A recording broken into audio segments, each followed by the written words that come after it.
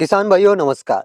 दोस्तों, आप अपनी गेहूं की फसल में दूसरा पानी स्टार्ट करने वाले हो या फिर तीसरा पानी लगाने वाले हो, इससे पहले कौन कौन सा खाद उर्वरक हमको देना चाहिए जिससे हमारी गेहूं की फसल में ज़्यादा से ज़्यादा फुटाव हो, ग्रोथ भी अच्छी हो। क्योंकि जायज़ सी बात है, जितना ज़्यादा फुटाव होगा उतनी ही ज़्यादा बालियाँ निकलेगी और जितनी ज़्यादा बालियाँ निकलेगी उतना ही ज़्यादा हमारा उत्पादन होगा।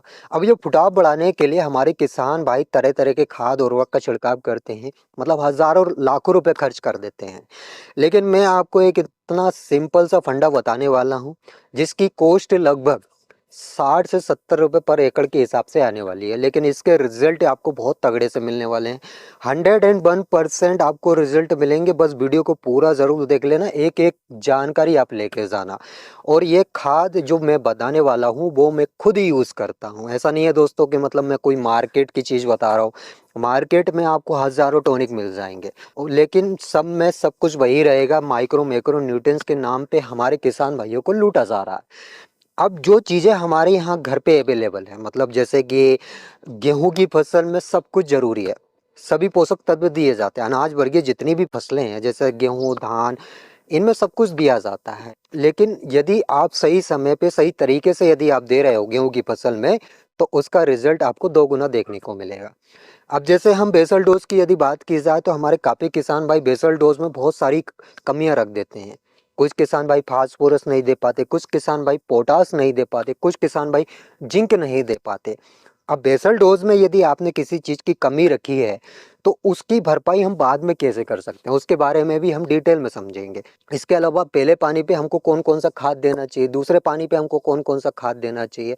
देखिए, स्टेज के हिसाब से यदि आप खाद देते हो, जैसे आप पहले पानी पे एनपीके की सबसे ज़्यादा ज़रूरत पड़ती है, नाइट्रोजन, फास्फोरस, पोटास, इनकी सबसे ज़्यादा ज़रूरत पड़ती है ताकि हमारी फसल में ग्रोथ ज़्यादा से ज़्यादा हो सके।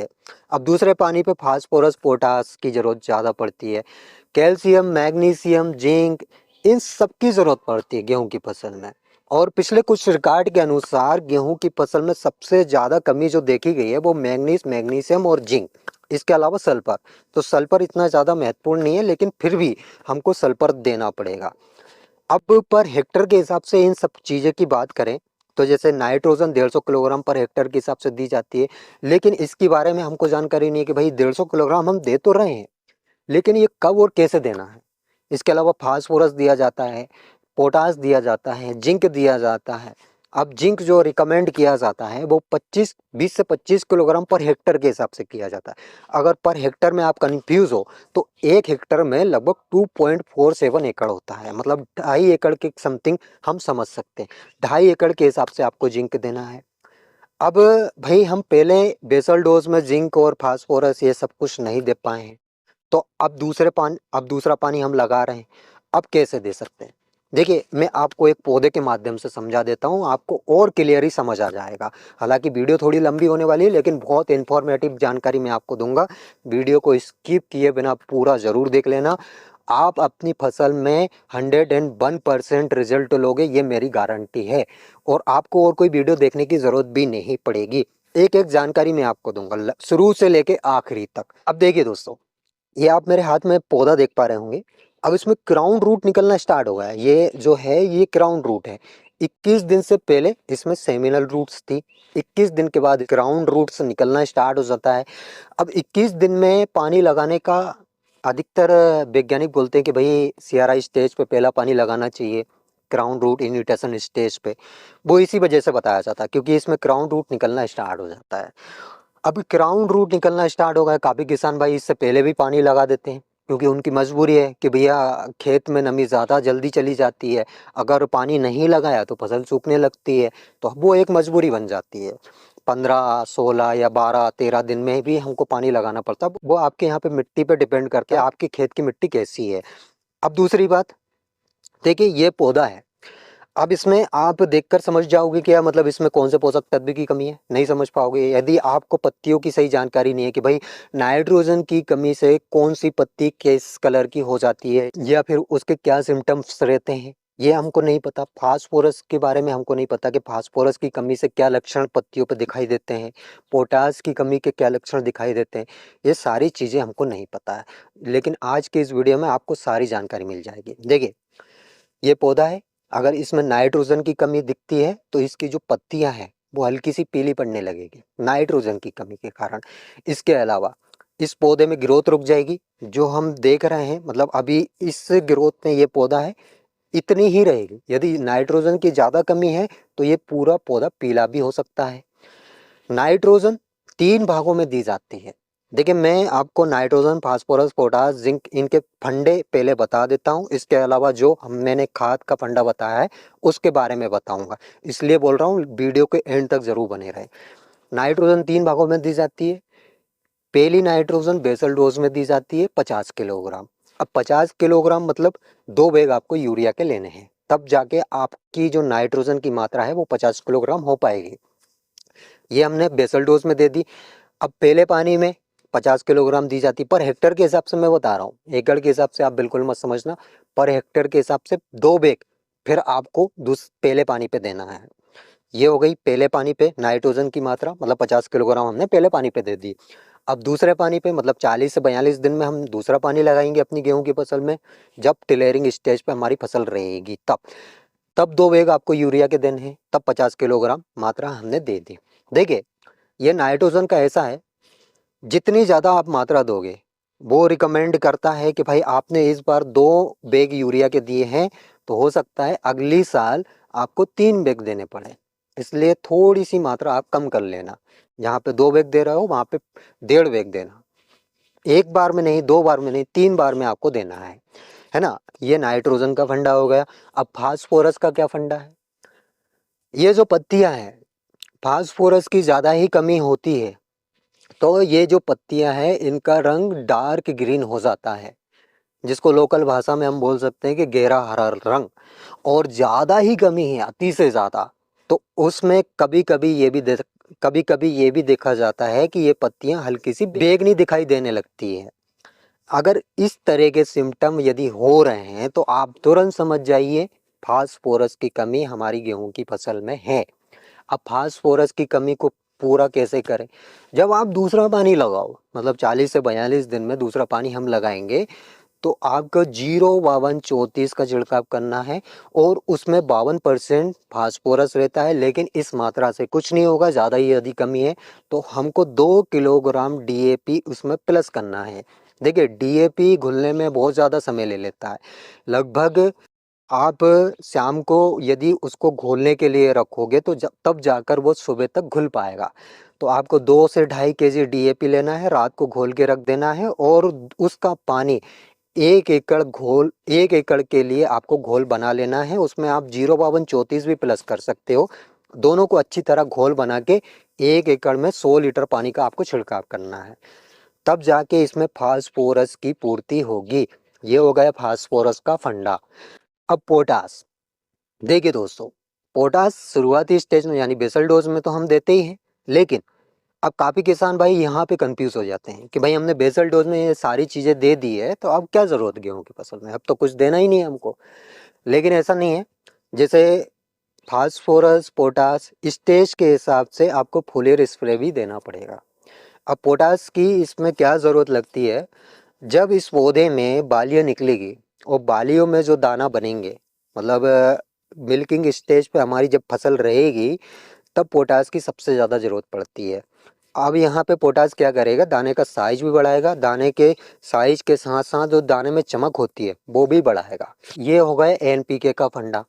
अब देखिए दोस्तों, जिंक, जिंक वैसे बेसल डोज में देना चाहिए, लेकिन बेसल डोज में देने के अलावा आपको एक बार फोलियर स्प्रे भी करना पड़ेगा।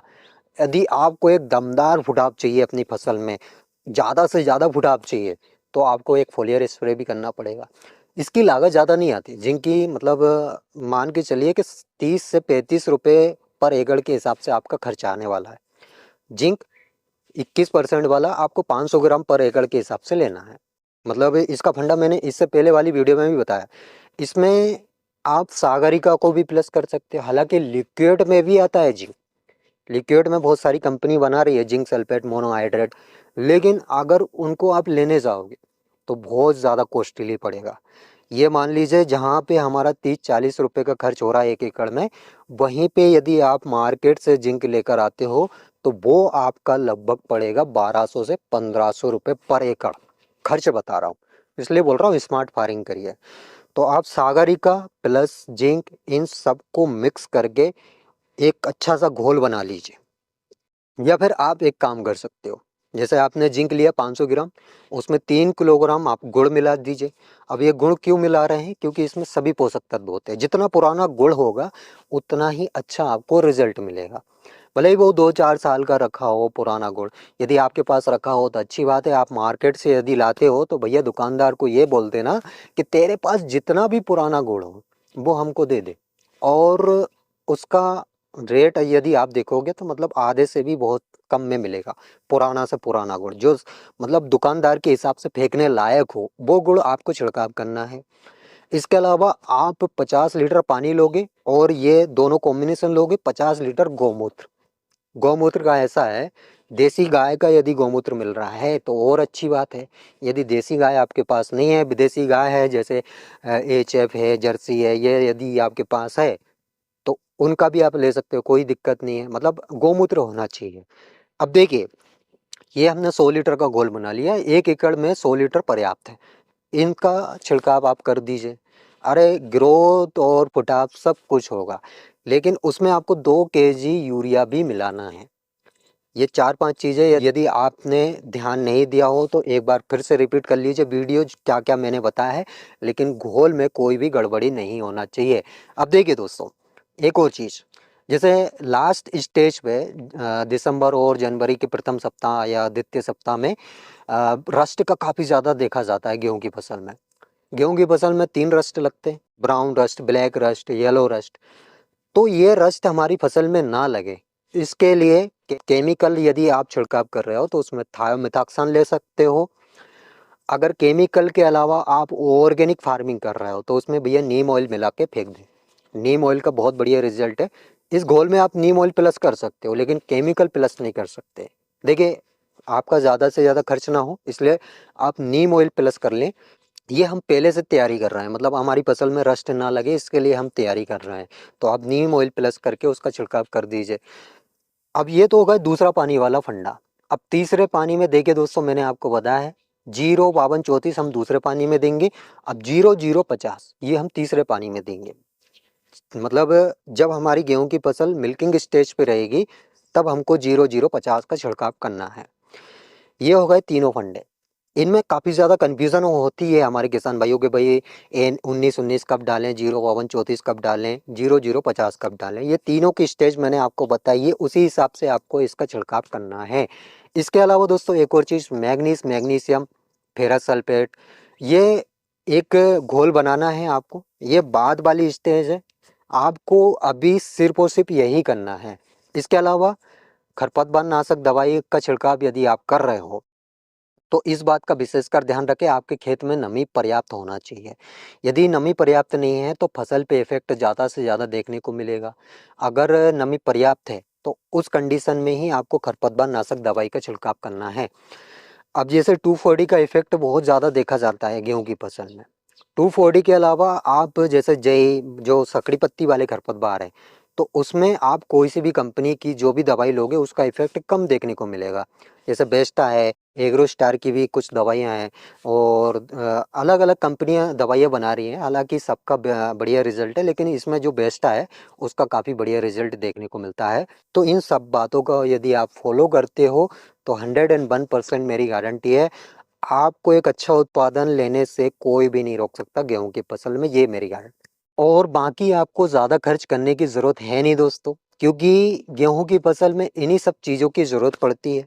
कैल्शियम का मैंने बताया है कि आपको क्या फंडा अपनाना है, इससे पहले वाली वीडियो में आप देख सकते हो। कैल्शियम की भी बहुत ज़्यादा ज़रूरत लगती है गेहूं की फसल में, तो कैल्शियम का भी मैंने एक बहुत बढ़िया फंडा आपको बताया है, चूने का पानी। अब उसका क्या है वो आप इससे पहले वाली वीडियो को देखकर समझ सकते हो। तो हमको ज़्यादा खर्च करना नहीं है, मतलब कम खर्च में हमको ज़्यादा मुनाफा कमाना है, और ये हमारा टारगेट रहता है। हमारे किसान भाइयों को कम से कम खर्च हो, उनको मुनाफा ज़्यादा से ज़्यादा मिले। इस पे हम हर संभव प्रयास करते हैं कि जो भी हो सके हमारी तरफ से प्रैक्टिकली ज्ञान मैं देता हूँ, जो मैं खुद प्रयोग करता हूँ, जो मैं खुद यूज़ करता हूँ, वही चीज़ें मैं आपको बताता हूँ। अगर फिर भी आपको रिजल्ट नहीं मिल रहा है तो बिल्कुल आप मेरे को जो बोलना है बोल सकते हो, लेकिन एक बार ट्राई करके ज़रूर देखें दोस्तों। मैं ऐसा नहीं हूँ कि मार्केट की कोई चीज़ें मैं बता रहा हूँ या फिर किसी कंपनी का प्रोडक्ट मैं आपको बता रहा हूँ, ऐसा बिल्कुल नहीं है। जो घर पे चीज़ें हैं उनका उपयोग करें दोस्तों, और उनके रिजल्ट भी आपको मिलेंगे, बहुत बढ़िया रिजल्ट आपको मिलेंगे। तो आई होप दोस्तों आपको मेरे द्वारा दी गई जानकारी समझ आई होगी और वीडियो पसंद आई होगी। वीडियो अगर अच्छी लगी हो तो एक लाइक, और ऐसे ही गेहूं से रिलेटेड जानकारी से जुड़े रहने के लिए यदि आपने अभी तक चैनल को सब्सक्राइब नहीं किया है तो सबसे पहला काम चैनल को सब्सक्राइब कर लीजिए, साइड में जो बेल आइकन है उसको दबा लें ताकि गेहूं से रिलेटेड जानकारी आपको समय समय पे और तुरंत मिल सके। तो आज के लिए इतना ही काफ़ी, मिलते हैं नेक्स्ट वीडियो में नेक्स्ट टॉपिक के साथ। तब तक के लिए tata bye bye, take care, अपना ख्याल रखिएगा।